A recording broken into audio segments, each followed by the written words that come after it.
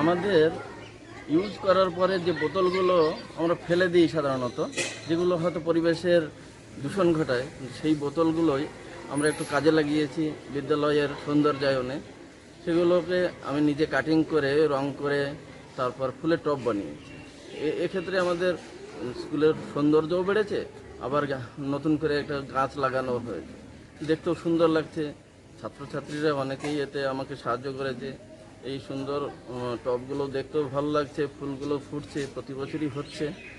এইভাবে আমরা চাইছি পরিবেশ সচেতনতা বাড়াতে এবং ছাত্রছাত্রীদের মধ্যে যাতে এই প্লাস্টিক দূষণ এটা বন্ধ হয় এবং তার পরিবর্তে যে প্লাস্টিকগুলো রিইউজ করা যেতে পারে, এইগুলো আমরা সেই কারণেই করেছি বিদ্যালয়ে।